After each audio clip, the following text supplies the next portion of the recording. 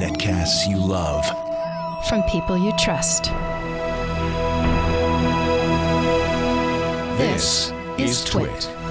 Bandwidth for All About Android is provided by CacheFly at CACHEFLY.com. This episode of All About Android is brought to you by 99 Designs, the world's largest graphic design marketplace. 99 Designs connects businesses seeking quality, affordable designs with a community of more than 225,000 graphic designers. Visit 99designs.com/AAA to receive a free Power Pack upgrade valued at $99.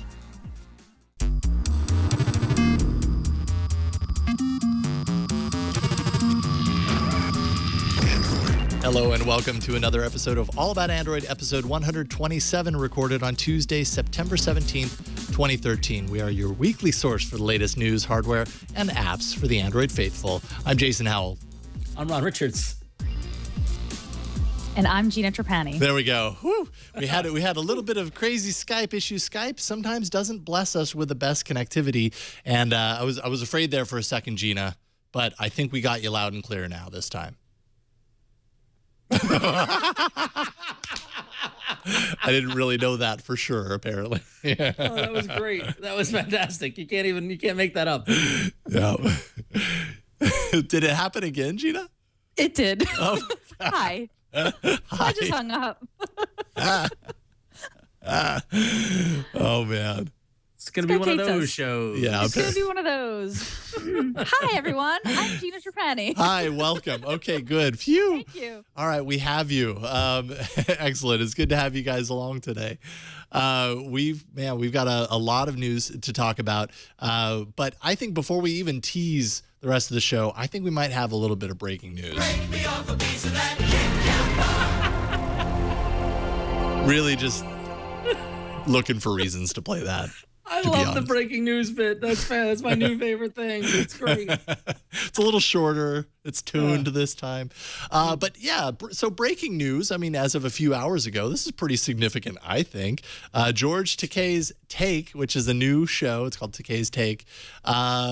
Episode 1 launched on YouTube, and it's all about Google Glass. Features Lamar Wilson of This Week in YouTube fame, alongside, of course, co-host Chad Johnson, who's our technical director. But if you skip forward, who is that? It's Ron Richards. It was a life-changing event just now. Oh, something happened in my eye. Ron, you're famous. Just when I thought we were past this 15 minutes, it comes back. Holy cow. Oh my God, that was a life-changing event just now. Oh, something. I love it. Well, what I find is hysterical is that, like, I got a notification from Storify that apparently the AARP tweeted about me, and I was like, what does that mean? And turns out this is sponsored by AARP, so I guess it's George Takei talking about technology to retirees. Which is neat, which is a good concept for a show. The show is great, but the fact that George Takei might have seen us doing the glass thing cracks me up. I know, exactly. It's like, wait a minute, he's seen our faces. We've made it. Yeah. So awesome. Well, let's be honest. Do we really think he's seen our faces? Do you think he's seen this in post? Yeah. Let's be that's a honest. good point. Let's be honest. You think George Takei is like, hey, we should show the All About Android clip? No, yes, I do think. He is. Well, why are you busting my bubble here, people? He was like, oh, Gina and Ron. I wasn't even in the clip. I was so geeked out about it. I was like, that is amazing. George Takei totally knows us. Yeah, I want to believe that he actually watched it in post and then saw that clip and paused and said, where is that episode? I want to watch the whole thing. Right, yeah, no, he's like, we should show more of that clip. Yeah, exactly. So there's that. That's a little bit of breaking news for the day. I think that's pretty awesome. That was a nice surprise. Other things that we're going to be talking about this week, we actually do have some Google Glass stuff to talk about, and Ron's going to go ahead and read that in honor of this news. But we're also going to be talking about some, well, when unreleased phones are left in bars, what happens? Modular smartphones, Google Wallet for everyone, kind of, and things that go bump. How's that? Let's dive right into it and get into the news. So speaking of going bump, in the tale of apps getting acquired by the mobile platform providers, this week's latest story is Bump.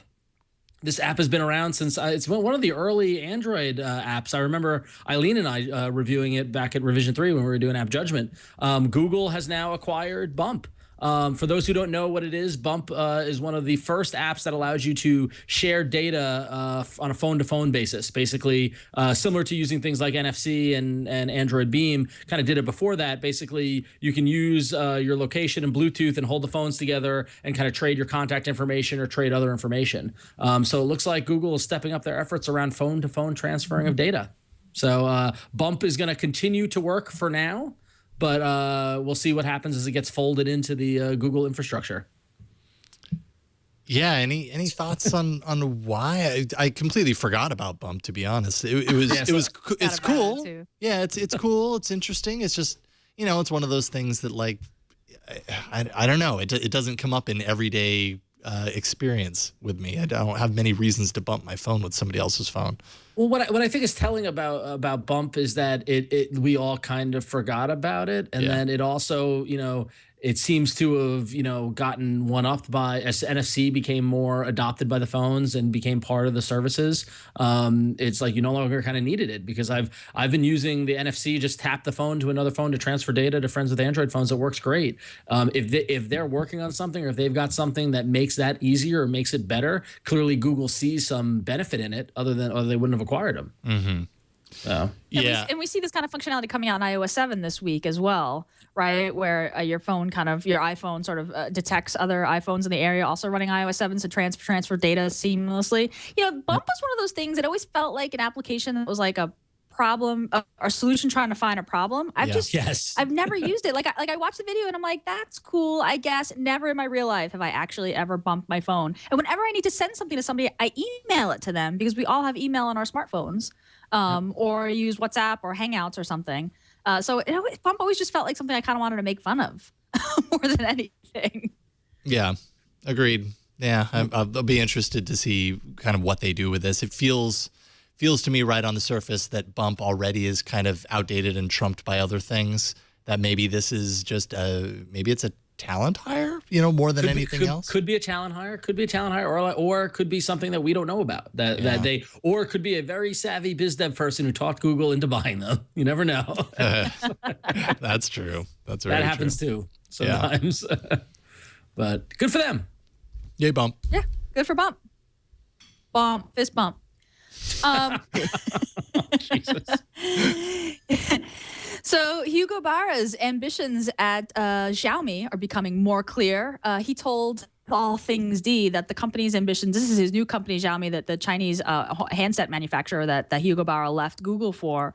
Their ambitions lie in becoming a global company, and that with his help, the world will be, and this is a quote, talking about Xiaomi the same way they talk about Google and Apple today. He talked about how the job was a once-in-a-lifetime opportunity, and he had the chance to live in Asia. And another move, Jean-Baptiste Queroux, JBQ, also really well known in the Android world, he has landed at Yahoo. He tweeted recently that he's becoming an architect and senior principal engineer working with Yahoo's mobile app. So Marissa Mayer has snapped up yet another high-profile Googler for Yahoo.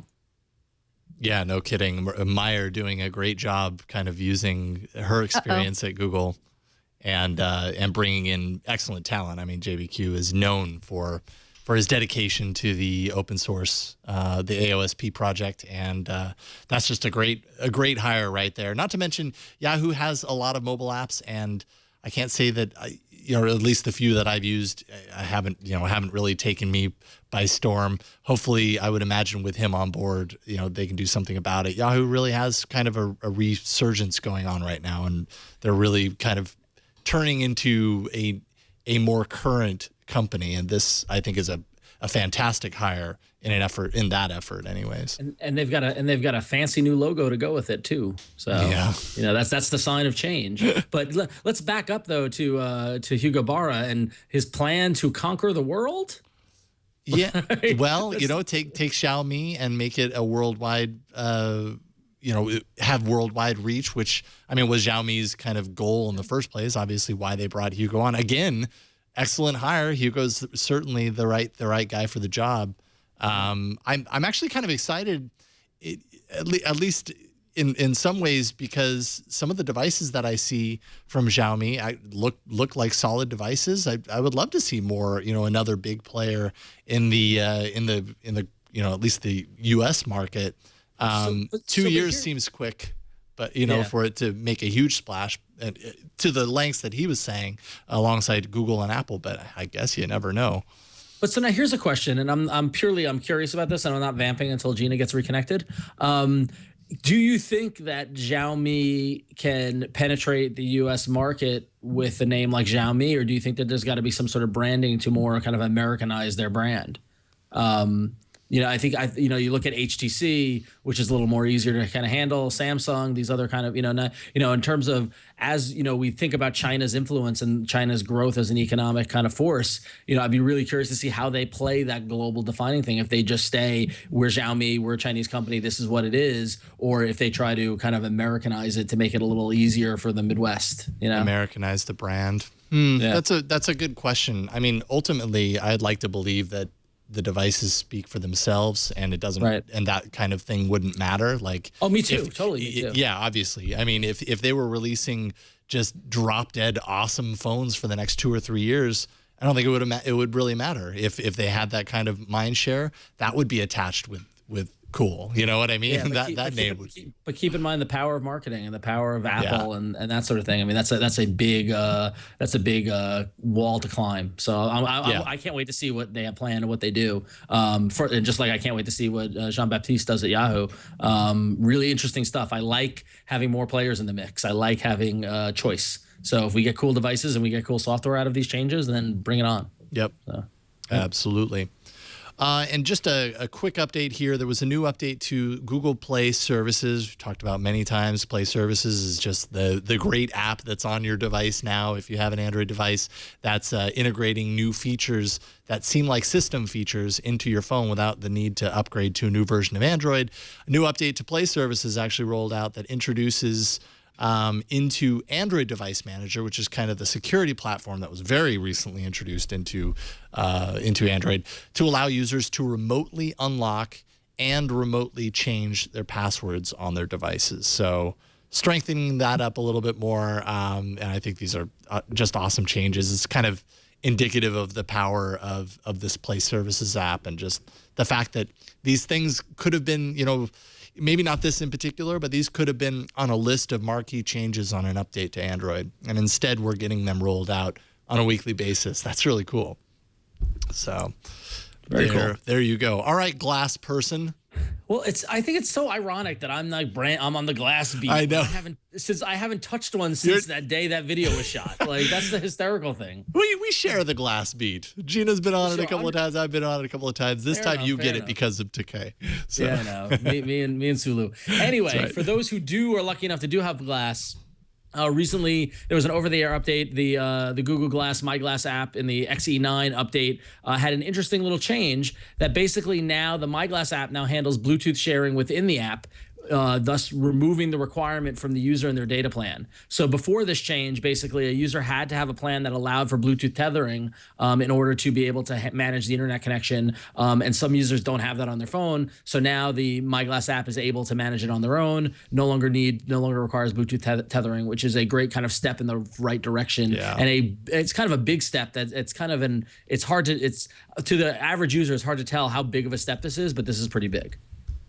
So very interesting to see that change. But then additionally, what's interesting is that, and this is, I'm going to file this under, I called it, a new patent that was granted to a few folks on the Glass team kind of suggests what the consumer or retail version of Glass might look like next year. When Glass came out, we said, no way is this the version that's going to come out. It's going to get a facelift. It's going to change. But some documents around a patent that was granted kind of shows how Glass might evolve and change here. You can see it in a more formal kind of pair of glasses. You can see the camera right in the middle of the bridge, the end of the arms of the glasses being a little thicker. This seems a lot more believable than the current iteration of Glass. Mm-hmm. So. Yeah, I want a pair of those. I would likely wear them just a little bit more than I do already. Yeah. Yep. But then what I think is interesting is that showing the glass armature or fixture on the other eye because all the development kits have had it on the right side, and that one on the left has it on the left side. So it'll be interesting to see if they're going to start, supporting, you choose which eye you want it to be on. Yeah, that makes sense.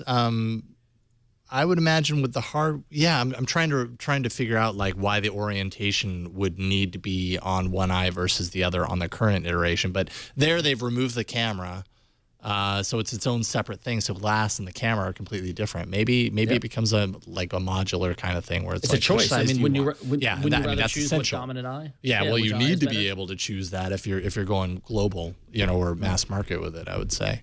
There's another part to that patent also. There's the picture down at the bottom there, Chad, and that basically shows kind of an extension of what we have now, essentially. It looks a little bit more like what we're used to seeing in glass, but it has, like the balanced battery packs on both sides, multiple band sizes for different sized heads, and then further capabilities to fit the glass and the earpiece better, including, and this was sorely needed, an up-down rotation on the glass module. So cool changes. I wonder if patent now means consumer product in less than a year. Like, is that quick for something like this? Well, I don't know whether you need that patent to just get rolling with it, because isn't patent pending? Yeah, I guess right. So, yeah, I don't know, Gina. What do you think about all these potential changes for consumer glass? Especially as someone who has glass.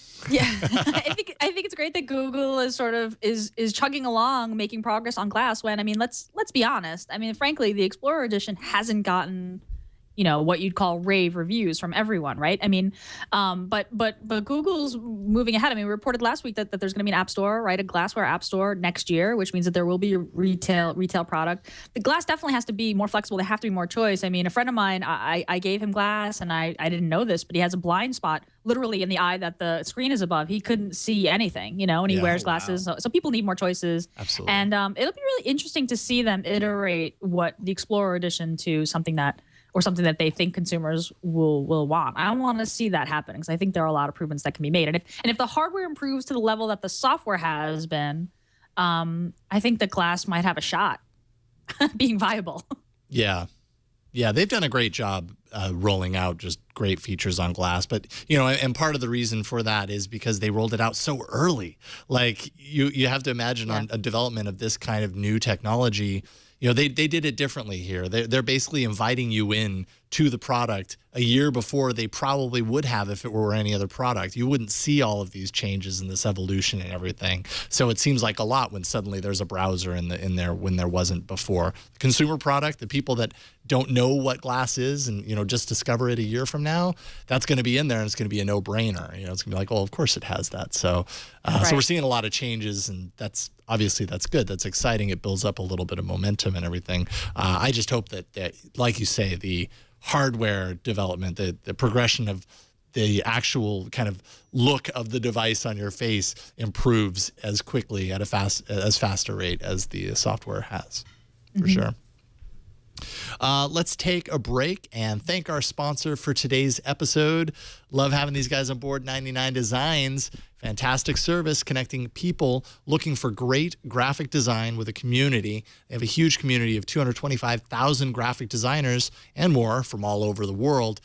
When you need a new logo, you need custom graphics, business card, T-shirts, all that kind of stuff, and you don't have the resources yourself to come up with those graphic designs, or you're not a graphic designer yourself, you don't have the skills in Photoshop to put together what you need, you're going to find a designer that knows their stuff at 99 Designs, and they can help you with your project. So here's how it works. You tell 99 Designs exactly what you need, and then they have a community of designers. Dozens of designers will basically submit designs created just for you based on your requirements. What are you looking for? Those designers are going to get to work and use their skills to create something awesome for you. And so you end up with this sea of options, all based around the requirements that you gave. You give the designers your feedback to help them refine their designs and kind of hone it into exactly what you're looking for. Maybe, remove that element, or yes, I like that, but add a little green, or however you need to make sure and customize your design so that it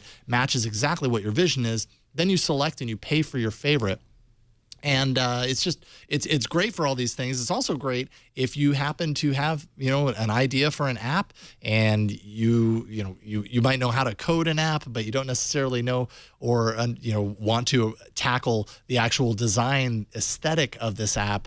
You can get anything from icons, buttons for your entire mobile app, all that kind of stuff, and just the whole look and feel of your app designed at 99 Designs. Just Chad's showing a bunch of these amazing app designs on 99 Designs, and it's easy. The community does all the hard work for you, so you just kind of put it out there and say, this is my idea, this is kind of what I'm looking for, and who knows, one day you wake up and you check the list and you've got a lot of fun stuff to look at, and even greater because you know that you're going to end up with one of them, and that's going to be kind of what you're working on. So here's what you can do. You can start your next graphic design project for as low as $199.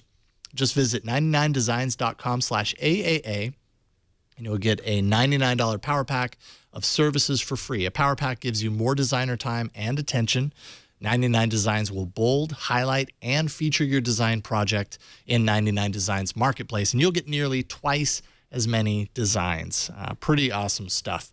So if this sounds awesome to you, like it does to me, visit 99designs.com/AAA. It's important to use that. Let them know by visiting that URL that you heard about it on All About Android. And we thank 99 Designs for their support of All About Android and the Twit Network. Your continued support is so appreciated. It's great having you guys on board week after week. All right. Without further ado, let's jump into hardware. We've got tons of LG Nexus 5 rumors to go through, and fan renders. This is really cool. So somebody, purportedly a Googler, leaves a device that looks eerily similar to the device shown in the Kit Kat statue video, which of course Google pulled. That leaves it plugged in at the bar. The bartender takes pictures and video of the device. Okay. That's step one. Step two, people all over the internet create 3D renders to give fans a chance to take virtual tours of the as of yet unannounced device. So published on Reddit, virtual 3D LG Nexus 5, which I don't know, maybe we can show on screen. People which have a lot of time in their hands. Yeah, which you can rotate and view. I mean, this is a phone which does not exist, has not been announced. But based on the FCC filings and the Kit Kat video, so if you click and drag on that 3D rendering, you can kind of turn it around and rotate it full and see what the Nexus 5 is supposed to be. But more rumors and speculation point to an October 14th unveiling. That's less than a month from now. The Nexus 4 is sold out in the Play Store, and sources close to The Verge say that there are no plans to restock. So I don't know. This might be exactly the phone that we get in less than a month. Actually, I wouldn't be surprised if it is. That render looks really good. There we go. But as for what we're gonna get, is this like a cleverly orchestrated thing? Like, do we think this is legit, or is this like? This is totally unofficial. This is a fan rendering, right? But look at it. I mean, it looks pretty realistic. I mean, they got the back, they got the camera. I mean, based on just the rumors that we have. I mean, it looks pretty darn close to, at the very least, the phone that we saw in the Kit Kat video and the bar one as well. That one actually really cracks me up because the guy left it. Okay, first of all, we have to answer the question of, was this intentional or not? Because we're getting a lot of leaks right now, right after all this iOS stuff. Very good timing. But guy leaves this phone plugged in to battery, to the wall at a bar and walks away apparently. And the bartender is a sleuth and notices this and it immediately picks it up, takes pictures, tries to get into the lock screen, takes some video of it. Super takes quick. Multiple attempts at the lock screen, like trying to unlock the lock screen. So, yeah. Do they not have the Android device manager installed and can't they turn it off? And well, and I mean from the bathroom? I mean, did this person walk away? Yeah, no, I think the person walked away and came back. So the person, it's not like the bartender ended up with this device. Yeah, there might be a couple of F-bombs in there as well. Oh, wow. I didn't know that. So the guy might not even know. Yeah, well, yeah, exactly. The guy, yeah, I wonder if the guy knows at all, or guy or girl. It's far too fit. I mean, it just seems very convenient. And it all does. It's just getting weird now. It's just getting weird. No, you know what? The weird thing is, it's just getting normal. Like, this is just, you just kind of expect this stuff with the next hotly anticipated device. If it doesn't get left at a bar or leak in a million different ways before release, then that's weird. Yeah, it's true. It's true. Yeah, I don't know, man. I mean, I was on the side of that the video was a mistake and that's why they pulled it back, and I didn't call conspiracy foul on that. But this plus this is just weird. Yeah. Like somebody in PR is working overtime, I think. Planting a few leaks. So we don't really know what we're going to get with the Nexus 5, but there is a rumor site called Ostroid, or AUS Droid, reporting that the Nexus 5 will have Android KitKat, new notification widgets, firmware availability to older phones, fragmentation changes, screen resizing, new gallery visualizations, new APIs regarding animations, and changes Android's default blue to other preset palette colors. So there we go. Okay. Lots of non-news. Yeah. And news. It's fun. It's fun to talk. We should, we should keep track of this stuff and then, check off what was. Check in after the fact. See how much of it came right. This is very, very timely given Apple's announcement and shipping, what they're shipping this week. I mean, and that's the thing with these leaks too. Do leaks? I mean, I guess this is a question we can discuss. Does a leak like this hurt the next Nexus device? Does it only help them by doing this? It's free publicity, and the rabid fanboys. Well, but maybe the rabid fanboys are already sold on it anyways. It wouldn't matter whether it leaked or not. Look at it. We're falling for it. We're talking about it. We're talking about it. Exactly. Like how many minutes are we spending on this, showing the rendering, right? Yeah. Like what Chad was doing, right? Like it's hook, line, and sinker. This is like PR home run here. This is like it's totally working. Yeah.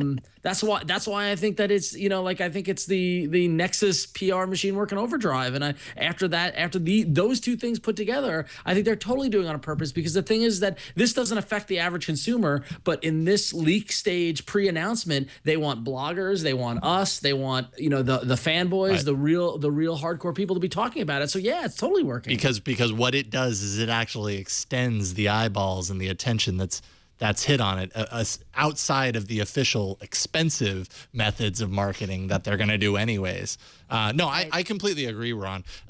It's interesting to hear you come back around, because I remember you were a little suspicious of the KitKat video one being a possible plant, being a publicity stunt.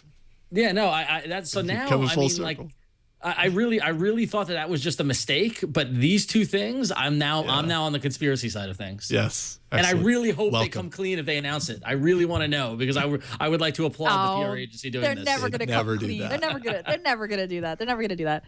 But look, I want to know what the new Nexus is, right? Like the holiday season's coming up. The Nexus 4 is sold out. They dropped the price. I mean, all indicators are there's going to be a new one. I want to know. I want to know what it's about. So I want to talk about it. I'm falling for it. Yeah. I like to fall for it. I like to be tricked.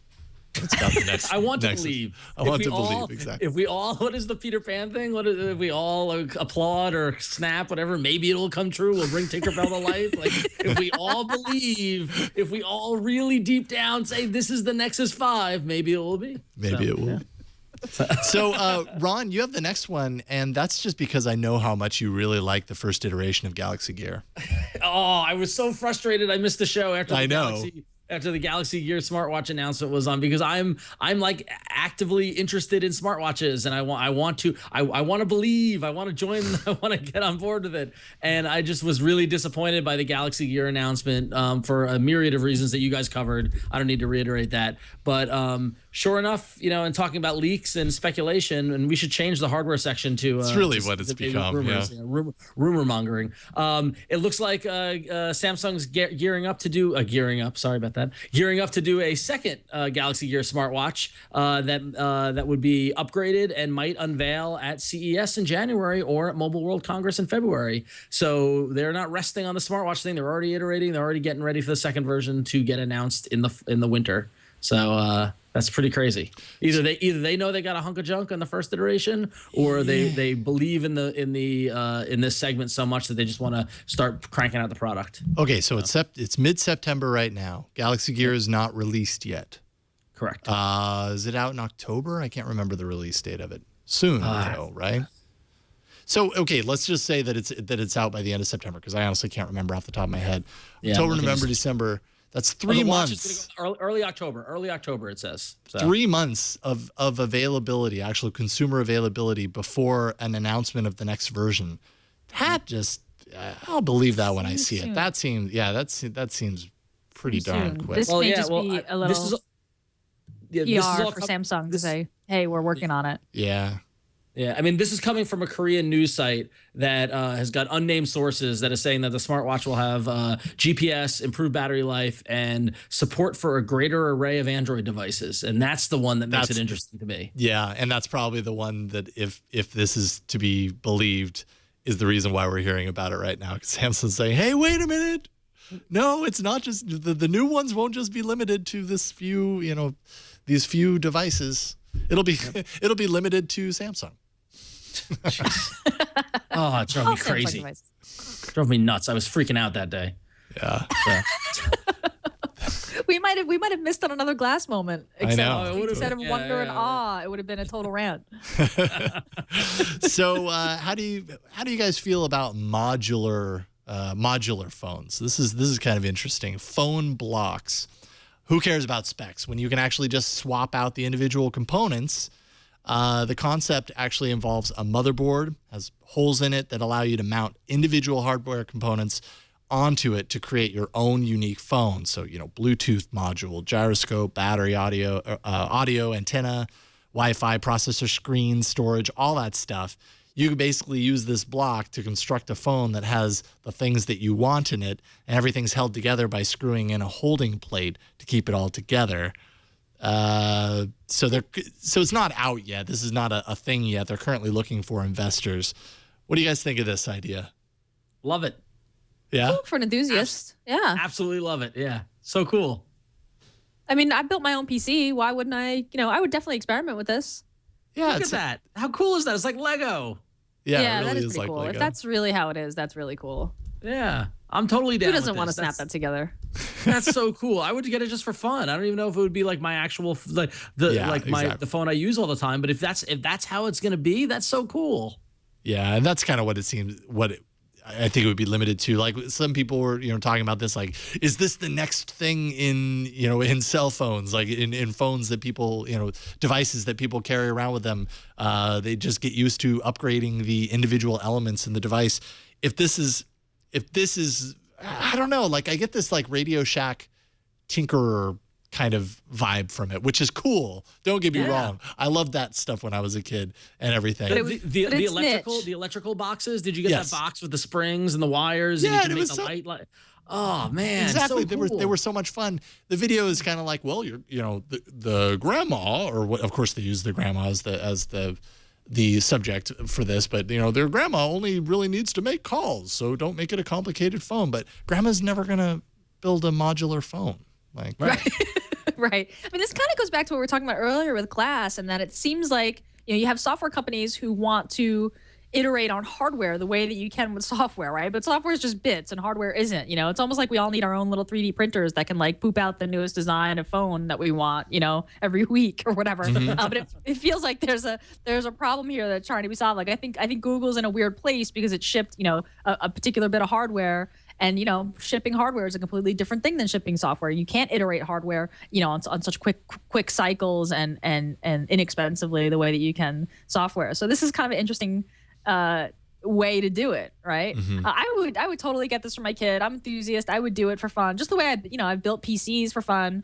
But yeah, this is totally a niche enthusiast. But totally think about this. But totally look at it. Like we get a phone and we complain, the camera's no good or whatever. You pull it out and you buy the better camera. Like we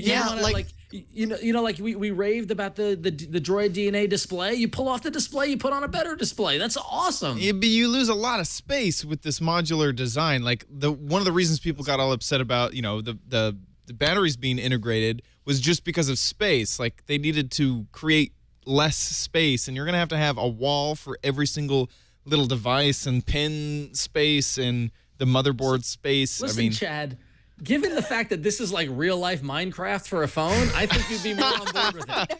But then also, what happens if you're like, yeah, this is perfect, except there's like a few little blocks missing because not all the modules match up I know, perfectly. I wondered about that too. Like, I mean, Yeah, a lot that's of the true. innovation happens around getting pieces into smaller spaces, right? In phones, particularly in phones. But that's been the truth for computers in general, right? Like the PC I built was this giant box that had just room for everything because it had to. I think something like this works only if you get to a point to where it ends up really just kind of matching what we're used to, right? Like if I could actually take this and modularly just remove the screen and replace it like with a new one, and it was as easy as this thing purports to be, that would actually be interesting. Maybe this is but I don't know if it ever gets there because That's this the problem because of the circuitry and all that kind of stuff. I mean, it might be just too ahead of its time. Yeah, At the that's moment, what I it doesn't think. work Absolutely. out. Yeah, but then in the future, it's like, of course you can fit all this together because, whatever. I think Gina was onto something with the 3D printer pooping out your new phone. I think she is. I think she is, absolutely. Yeah. I think we're onto something there. I'm just happy you said that again, Ron. Yeah, there you go. I thought that was awesome the first time. Teleportation. We could have the 3D printer just print me out up in Petaluma, and I could be in studio instead of having Skype problems here in San Diego. Don't get me started on teleportation. That's what I'm waiting for that. That's the one. Holy cow! We're going to have to do a spin-off show called Tell Me About Teleportation. Don't get me started on teleportation. The amount of money I spend on airfare, my lord. Yeah, we just need to print out like Ron's body in the city he needs to go to, download his psyche into the brain, and then he can go do his con or whatever, and Oh man, now you're speaking my language, Gina. I love it. Yeah, let's do it. I want to have remote automatons, and I'm just gonna stay in my apartment in San Francisco, and then I can see the world. Oh, wow. Apparently, we do need phone blocks because it's the bringer of so many great things.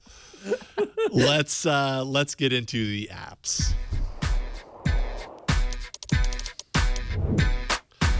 There was an update to the Google Drive app, kind of minor stuff, cleaning up the UI with a neat little row of options down at the bottom that kind of looks like those update options that you get at the bottom of Google Plus, which I could take or leave, to be honest, but the whole thing, but it actually looks pretty good in the Drive app. And then when you scroll through your list, that row of options that kind of gracefully disappears, and comes back when you need it. So that's kind of neat. You can also merge and lock cells in the spreadsheet.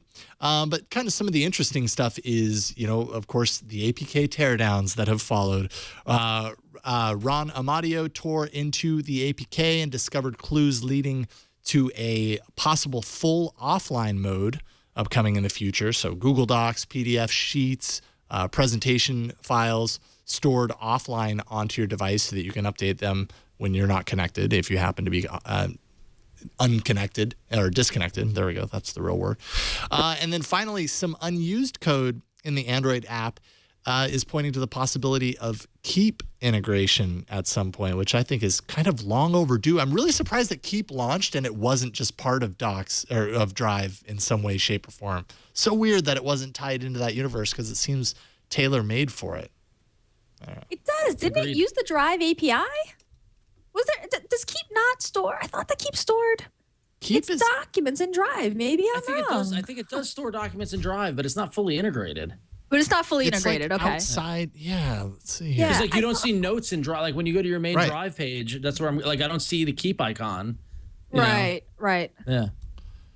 So yeah, there you go. Yeah. No. The see- URL for Keep is drive.google.com/keep. There you go. Like- but then it's the apps that are separate, I guess. Yeah, no, and but yeah, it's still not Keep. It's /keep. Like you're still not in Drive. Sorry, it's still not Drive. That's what I was trying to mention. Yeah, Matt W in the chat room said that it does use Drive's real-time API. Right, because it was released soon after the API was. But you're right, it's not fully integrated into the Drive interface. Yeah. Okay. So that's my mistake. But yeah, so you get to the Drive and you don't have access to all of these It's like half messages that you're putting out there. I don't know. So apparently that functionality could be rolled in to the app, making it, I don't know, I guess a little bit more useful. Having it be just there to be searchable, I think would be incredibly helpful, so that you could search it along with everything else in your Drive account. But then I don't use Keep a whole lot, so. So what do you what is it? What do you care? I want all things to get better. That's why I care. There you go. There's your show title. There's plenty of room for that too. Yeah, well, speaking of getting better, yes. It looks as if Google Wallet is getting a bit of. That's going to make it a little more accessible to everybody. I remember when Google Wallet first launched, it was limited to specific carriers. And then even more recently, it had a requirement in the application to only work with devices with NFC via the mobile app. Now a new version of the Android app for Google Wallet has launched and enables all devices running 2.3 and higher to use the service. So in the US, folks who were unable to download and install the app before can finally get it. Although the NFC capabilities will still be deactivated, users can do things like money transfers, loyalty card management, and coupon redemption. So Google Wallet for all, finally. I love Google Wallet with an asterisk, of course. With an asterisk. Yeah. Well, if you don't have NFC, you can't expect it. If you don't have a phone that can support it, what are you going to do? At least now you can access it and use it, which is an upgrade. And then go get a phone with NFC and be delighted. I use it every time I go to 7-Eleven now. It's fantastic. Yeah. There you go. I have witnessed that. Yes, you have. You did. And I was vicariously delighted. So. Speaking of making things better, a new update to the Google Maps application went out. It makes it easier to get to the navigation screen with a new route and traffic overview Google Now card. In the hamburger menu, there's also a new tips and tricks section for sort of learning more about how to use the app. I'm sort of opposed to tips and tricks or help showing users how to use an app. I almost feel like users should be able to discover how to use an app, but I think Maps has a problem where the new redesign kind of isn't as obvious. So I think that tips and tricks link in the hamburger menu is probably a good idea. Speaking of learning how to use the app, there's a neat hidden feature that Cult of Android actually pointed out. If you search for a location and you want to just go directly to, I want to drive there, I want to navigate there via the car. If you look at the bottom bar, if you long tap on the route button, not just tap it, but long tap, it'll just launch you directly into navigation. So I tried that before the show and was like, yes, this I will be doing. Very often. cool. Very cool. Yeah. But I mean, this is like indicative of what you were talking about Maps kind of having these features that aren't so obvious. This I think has been a feature in Maps for a while now, potentially, and yet no one long knew presses about it. so they didn't know to long press that button. So then that navigation feature was never really used. It's not, the new stuff just isn't that discoverable, right? Yeah. I mean, and I appreciate the stuff for like the long taps and the kind of weird swipes that like power users get to know. I mean, I think there's a place for that, but then there's also, I find myself, particularly in Maps on the web, searching for a place and needing to do something, either doing, basic stuff, Street View or get directions. And I'm kind of like, wait, where do I click for this? Wait, what's this bar at the bottom? Why are these? I'm still sort of disoriented in the new Maps app. So hopefully this, hopefully the Android update will help. No, but I'm right there. Gina, I'm right there with you, and specifically with the Google Maps, the new app, just this past weekend. So I was in Chicago, and it's a city that I kind of know, but I don't know it, really well. I spent a lot of time in Google Maps trying to figure out where to get around. The entire weekend, I got tripped up on the same thing, and you know what it was? Where is the hamburger menu button? Yes, it's a weird location at the bottom. It's of the in a weird screen. location. It's half size. Like it's not fully extended. It's kind of pushed in. And I can't tell you how many times I was going to turn the traffic filter on and off of the maps to kind of see what traffic was like or whatever. And seriously, and for 3 days in a row, every time it was as if I was using it for the first time. I just couldn't get trained as to where it was. And while I love the hamburger menu thing, we talked about it before in the past, we need to have uniformity as to where it is. And I think it should be in the upper corner. It shouldn't be in the lower corner. Yeah, it's usually in the upper corner, and it's usually peaks. It is usually a full bar that shows up the whole side, right? The fact that it's just a little, it doesn't feel like there should be a button there, right? Because the top left, and we as English readers and speakers, we read from top to bottom, left to right. You don't expect it to be on the bottom left. I think the show title should be "Get Lost Using Google Maps." Well, and the thing is also is that it doesn't perform the way the hamburger menu button normally does, which is either the 3 lines or the 3 dots, because Google tends to use the 3 dots. Like in the upper right-hand corner of Google Music, it's the 3 dots. And what that does is that expands out a menu for you to use. But when you hit this on Google Maps, it pulls over a pane that kind of takes over the view. The whole thing's wrong. It just bothers me.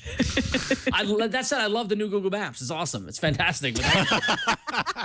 I've gotten lost trying to use it a million times. It's great. Yeah, exactly. I hate this thing. It's taking me to so many neighborhoods that I never wanted to. But I love it. I love it. Really, it's too, great. it's Don't cool. get me wrong. It's a great app. The direction. No, I got to tell you, I had a little bit of a Google love affair in Chicago, because here I am in Chicago and I'm staying on the lake. I'm staying on the lake shore, but I was going to a music fest on the west side and figuring out all this stuff. And I would be on my laptop and I'd be searching for restaurants to go to and then trying to figure out where to go after the restaurant, where's the festival and where's the club I'm going to afterwards, whatever. And then I would go to my phone and I'd swipe Google Now, and all the places I looked for were right there in cards waiting for me. It was easy to pop into Google Maps and then pop over to Uber and get a car. Like, I got to tell you, it was like a weekend of like, I love my phone infrastructure. It was awesome. I don't know what I would do without it. I don't know how I lived before it, but that said, the hamburger button's in the wrong spot. Yeah. And it's different than the overflow menu, which is a totally different thing. Totally different. Yeah. The other problem I have is that on Google Maps, you have to swipe when you're getting navigation. You have to swipe up to go between the directions or swipe down to get back to the map. But if you swipe up too low, you swipe up Google Now. That's a problem. Yeah. I think we need a new show, Ron UI. Ron UI. It's got a nice ring to it also. I could be the Jacob Nielsen of a new generation. And like Your 5 website would be people really got ugly. 5 people from 1999 got that joke. So there you go. or we could just have a rotating segment where Ron redesigns your bad apps. That's a great idea. I would totally do that. Here's what I would do. It's like Ron's clinic. Ron's UI clinic. And I have no half UI a hamburger. or UX Give me a whole hamburger. no UX training whatsoever. I'm not a programmer. But hey, I'm right. You're a user. Exactly. Yes. You're a user. Let's take a quick email here. Jamar de Boise. I want to say de Boise because I'm from Boise, but it could be Dubois. I don't know. But there you go. Just got finished watching your show. Great episode, by the way. I saw you show off Twit Pro. This is a great app. But I think you should also check out an app that's a little more polished and has a widget. The app is called Twit Stream. It can be found in the Play Store. Give it a whirl and let me know what you think. And so I did, and there's a lot of similarities actually. It's got a nice design to it. It does in fact have a widget. So the widget, it's a home screen widget that you can put on your home screen that'll show you kind of the currently playing episode that's live, and I think it's pulling in information from the schedule. This is going to be Inception again as far as the show is concerned, but it's got some hollow kind of marks throughout it. It has the chat, so I can log in here, and I'll have the chat down at the bottom that it'll take part of. If I swap it over to the side, it goes full screen, so I have the full screen view, and then you also have this little pull down right here that gives you a number of the different services. It's a lot of similar functionality from the Twit Pro app, and there's an example of the widget right there. It shows you what's on now and what's next. It gives you a little play button that automatically launches you into the audio feed. So, turns out there's a couple more interesting kind of Twit related apps hitting the Play Store, and this one is $1.52. Yeah, $1.52 for this app. But anyways, it's called Twit Stream. Thank you, Jamar, for pointing that out. I love seeing all these great polished Twit apps. I'm glad this came up because I wasn't on the show last week to point out that the arena, as I predicted, did win by catering to the home crowd. Yeah, so, that's. Yeah. I almost went with this in my arena pick this week, but I thought the slam dunk. It would have been like, I got you once, now I'm going to get you again. Every week, Jason returns with a new Twit app in the arena.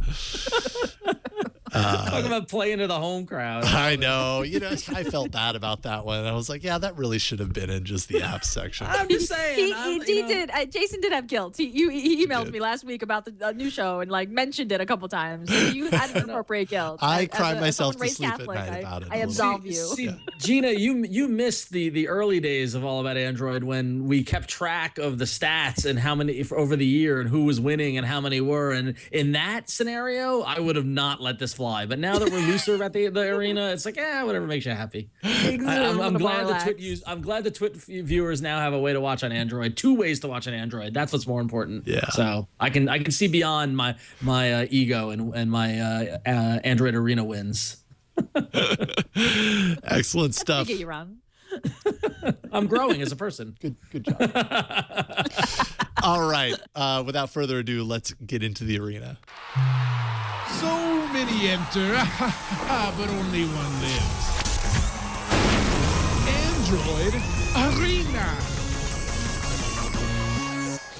All right. So last week we had 3 apps. When you hear which apps were in there, you'll probably guess which one won on this particular one. Episode 126 had Eat 24, Baby ESP, and Ingress. I'll give you one guess. Which one got 490 or 400 or 454 votes? 71% of the votes went to Ingress. Second place. Well, second and third were tied at 14%, Baby ESP and Eat 24. But still healthy votes on both of those, 92 votes and 89 respectively. Yeah, Baby ESP, though, beat out E24. And you were like, oh, everyone's going to sleep because not everyone's a parent. Everybody eats, Jason, and you still beat me. So I'm feeling pretty. Everybody like eats. a loser this week. Everybody eats. Everybody eats. Sometime. Okay, so let's see here. So that would put you first, Gina. So I'll go ahead and move that up here. All right, thanks. Point that out. Hey, you get to go first. You get to lead the segment. I do. I get to go first. So my pick this week is an app that I've absolutely loved on the web and I loved on iOS when I was using iOS, and it just came out for Android, and it's called Simple Note. I don't know. Have you guys have heard of Simple Note or used Simple Note? I have heard of Simple Note. Yes, I've heard of it. But as an Evernote user, I don't like it. So there you go. Okay. Fair enough. Well, so I think that's a really good. So this is what Simple Note is. It's exactly what its name is. It's an extremely simple note-taking app for minimalists. All it does is store just text files, just plain text files, okay, nothing else. And so, you have options like Google Keep, and you have options like Evernote. You have note-taking apps and cloud storage apps that do rich, links and snippets from web pages and images. Simple Note does not do any of that, okay? The appeal is that it does very little, that it's just about jotting down ideas or taking down lists. And I have a soft spot for these kind of apps, of course, because I've been thinking and working on sort of plain text based app for a long time, my own app. And what I really like about Simple Note is that the syncing is immediate. It's free. First of all, you download it, it's free. As you type, it saves. You don't have to save. It syncs across all your devices. And it doesn't have Dropbox in the back end where you have to say, hey, refresh and upload, and am I overwriting, whatever. No, it all works extremely seamlessly. As you type, it saves. You can tag your notes with tags. You can pin notes to the top of the list, and you can do full text search of your notes. Looks great on a tablet, looks great on a phone, and that's all it does, just a way to take down notes. And it's just a really, really nice, clean, minimalist design with lots of white space. You can also share your notes as well. So this is just really, really simple note-taking app. And I find that especially when I'm trying to do more writing or capturing kind of my own ideas and lists, that this is just enough for me. I like apps that are more minimalist and don't have more features and have fewer bells and whistles and are just get it out of your head. Just do a brain dump. I'm kind of into GTD, and I like doing a brain dump into a really simple minimalist app like this. That actually Automatic, which is the company that owns WordPress, recently purchased Simple Note, and so they're doing this whole sort of Simple Note relaunch, and they're starting with the Android app, and like I said, which is totally free, and it's just really nice way to sort of capture your notes in a very, very simple plain text environment. So yeah, that's Simple Note now on Android. Simple Note. Simple Note. All right, and they have their own kind of syncing access on the web, you said as well? Yeah, they have their own syncing, and there's a great Chrome extension. There's really nice access on the web as well. You can enter your notes on the web. You can use browser extensions. It works on iOS. It's been on iOS for a long time. Now it's on Android tablets and phones. Basically, anywhere you want to get your notes, you get them. It's super fast. All the syncing happens in the background flawlessly. You never have to think about it. Yeah, that's why I like it. It's just kind of like don't even have to think about it. Awesome. So it's Simple Note, one word, and it's free. Go check it out. Yep. I'll go next because I was another loser, and then Ron, you'll go at the end and kick our butts, maybe. But you're gonna have to get past this one. I actually had to call an audible at the very probably about an hour before the show because I saw that this had finally released on Android, and I've been waiting for this because it's a fun little game. It's called Dumb Ways to Die. So I'll just show it to you. Basically, it's kind of a little stressful game, but basically you go in here and it's all of these little mini games, and hopefully you're getting the sound on this, Chad, because that's definitely part of it. Could you try to turn up your device? Because I'm not hearing it. You're not hearing it? Well, if I need to unplug and just blast it through here, I can do that. Yeah, I have the line all the way up. I'm sorry. That's okay. Hopefully we'll get it. Okay, so basically, there's all these little mini scenarios that happen, and you just have to really quick do whatever it is the thing that they want you to do. Oh, run, tap as fast as you can. Okay, I'll run and tap as fast as I can. Okay, good. I made it before the time went out. Okay, now on to the next thing. Duck right at the right time. Okay, I ducked at the right time. Oh, I didn't. I died. Okay, so one guy gone. The next one, defend the private parts. Flick the piranhas away. Get away. Get away. See, and it's kind of a little stressful. Okay, that was really close. My privates were almost in danger. Faster, and then everything starts to get okay. So I had to. Okay, this is really hard to do. Well, I did it. Okay, I had to. Okay, this is a hard one to like talk through because it's just so. What? See, and if I don't make it, then I die, right? So. Oh, no, I'm not. Actually, I don't even know what to do on this one. Oh, okay. Okay, see, that guy just fell in and got hit by a train. Boom, player gone. Faster. Okay, it's just really stressful. You get the picture. There's some that kind of, use the, kind of rotation of the device to get through it. The soundtrack really does add a lot, so I'm kind of bummed that you can't hear it right now, and I have no idea why the sound isn't coming through, but I probably said something wrong. All right, I just found the YouTube video. Oh, okay, that works. Well, anyways, there you go. It's called Dumb Ways to Die, and it's just a lot of fun. It's a free game. I will give one warning, though, in my time playing with it before the show. Maybe it isn't a warning, but it's ad-supported, which is fine, but they're the full-screen ads, and they come on pretty regularly after you're done with a game, and they're just kind of, I don't know, annoying a little bit. So you got to be okay with that. I hope that they come out with a paid version because I'd totally buy a paid version if it meant no ads. So Dumb Ways to Die, people, do that. But there you go. Dumb Ways to Die. It's free. Check it out. It's kind of a fun, another one of those fun, like, killing time, quite literally, games. This song is the biggest earworm. My nephews and nieces told me about this song, which is actually a PSA, right? It was like like an Australian metro. It's like for the metro, thing. yeah. Yeah. So, and all my nephews and nieces, like from age 6 to age 14, think it's hilarious and just watch the YouTube video over and over. It was like a big YouTube hit. So it's so funny. Like, I think it's a brilliant marketing. They turned it into a game. Yeah, so I don't know which metro it is, but yeah, it's all sponsored by. Well, I did not even know that. Yeah. Yeah, and so like all the ways that you can die, like in the game, are ways that they mention in the song. Yeah. But like the whole point is that it's like a really stupid way to die, to fall into the tracks of the metro. So they're Basically. trying to make that point. Yeah. And so it's you see on the website standing too close to the platforms, walking across didn't even know this tracks, forcing open the doors on the train. Yeah. Exactly. Awesome. That's It's awesome. a brilliant marketing campaign, and I just love that they're savvy enough to realize that they had a viral YouTube hit. So why not making an app? Well, thank you, Gina, because I honestly didn't even know any of Oh, that. sorry, I didn't mean to hijack your app. But when No, I saw not this at all. button, I'm happy. I was like, yes. I'm happy that you brought that because I honestly had no idea. I think I saw Leo playing it because it was out on iPad before or out on iOS before Android. And I saw Leo playing it, and in watching him play it, I was like, oh, I have to have that game. That looks like so much fun. It looks like a good way to kill some time. I just thought it looked cool. So there you go. Great marketing. Lots of marketing on this show. All right, there we go. That's Dumb Ways to Die. We've also got Simple Note. And finally, we have Ron, your app. Go for it. My app, which I actually, Jason, I don't know if you saw the note, but I actually put the wrong URL into the doc. Right, you just linked to the premium versus the regular one, right? Yeah.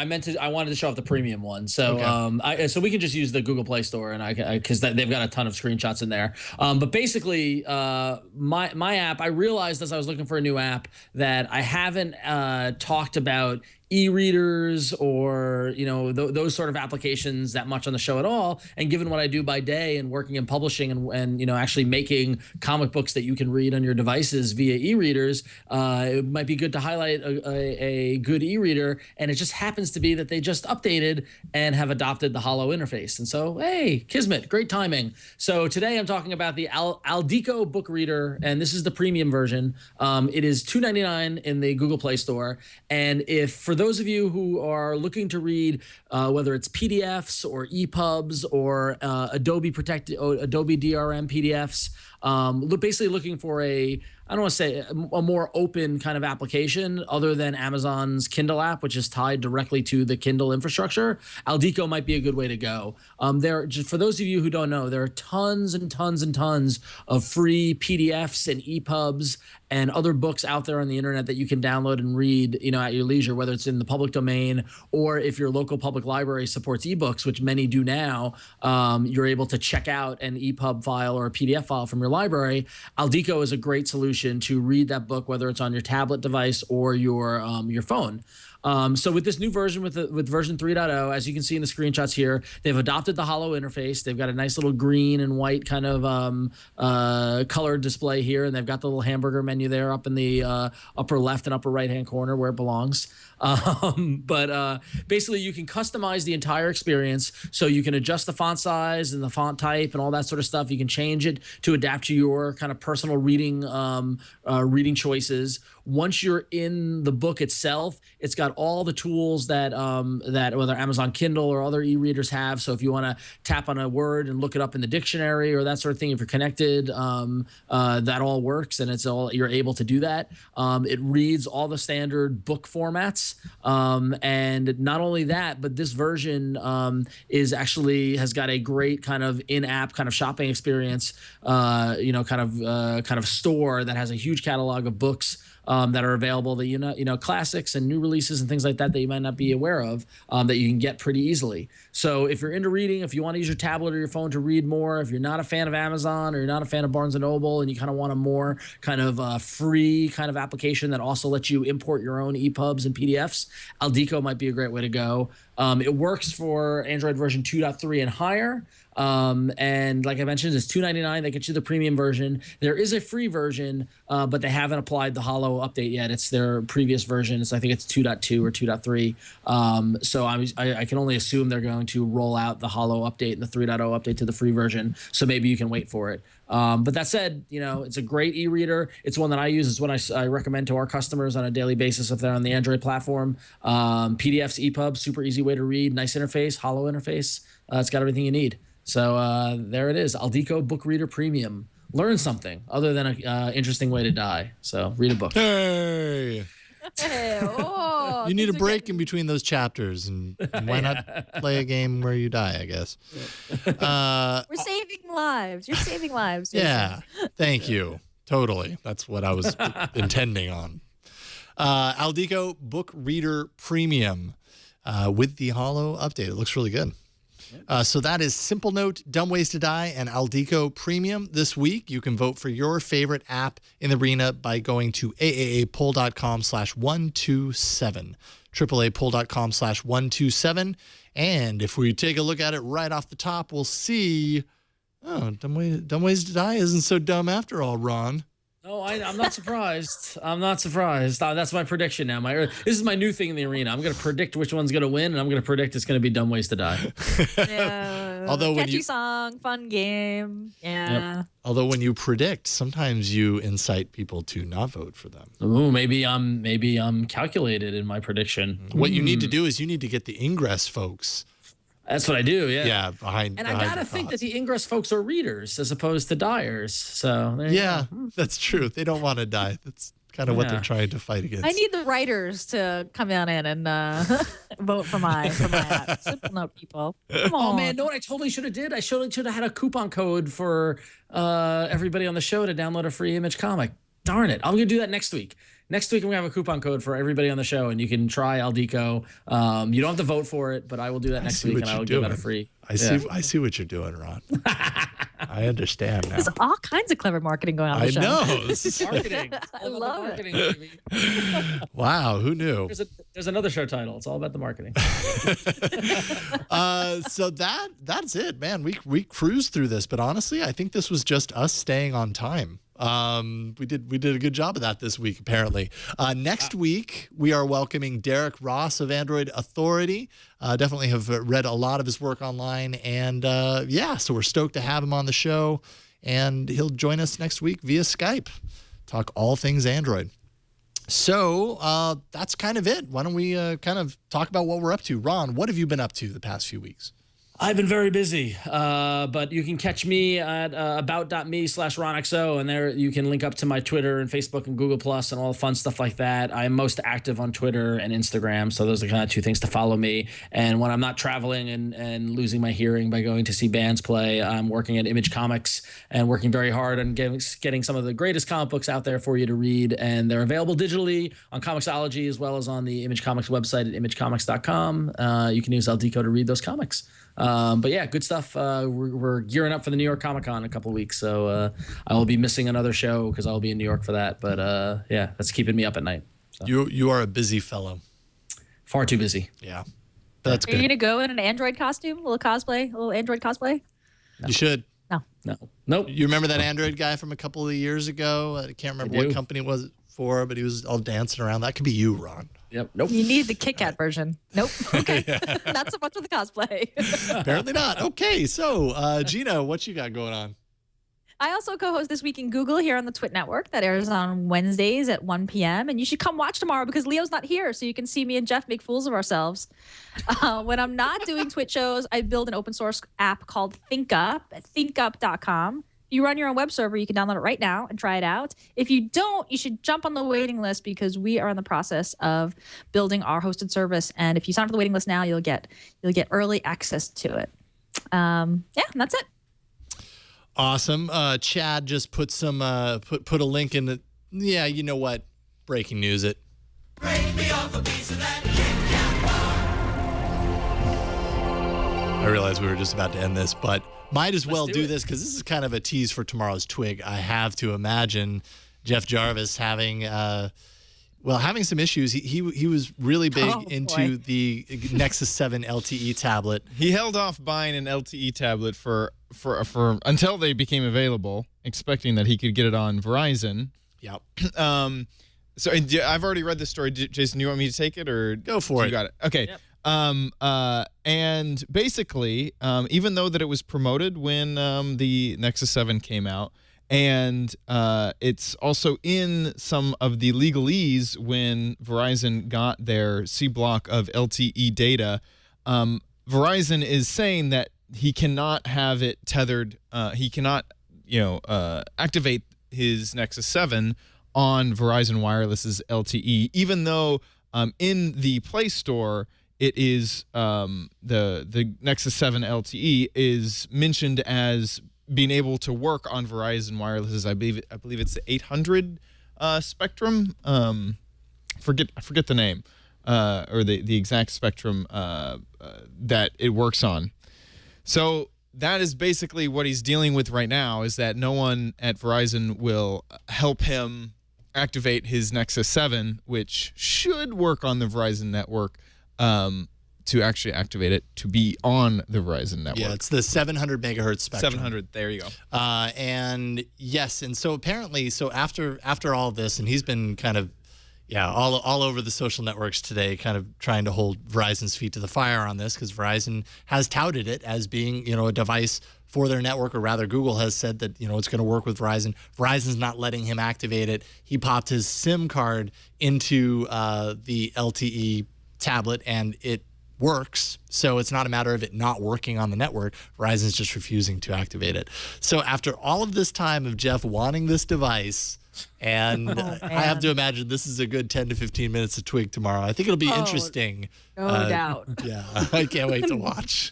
No doubt. I love that this is Jeff's new Dell hell. Like, this is Jeff's new Dell rant. Like, years ago, he shamed Dell on his blog back when blogs were kind of a new thing, but now he's putting it to Verizon. He hates Verizon anyway for the net neutrality stuff. So this is going to be good tomorrow. Everybody should come watch Twig tomorrow just to see Jeff smoke come out of his ears on either side. And hopefully we can sense a little bit of Verizon squirming in their seat as this hits the fan a little bit more, because Verizon needs that. They need that prodding. All right, Chad, what you got going on? As well as switching this wonderful show, I'm the technical director, doing all the video switching and audio stuff behind the scenes. I host a show on YouTube called This Week in YouTube with Lamar Wilson. I also do a show on Minecraft that's called OMG Craft, and that's about it. I do personal stuff at youtube.com/OMGChad. Awesome. Excellent. Good stuff, too. Thank you. Quality stuff. Thanks, Ron. No problem. Seal of approval. Chad's hair is blushing, by the way. Ron. It is. What do you got going on, Jason?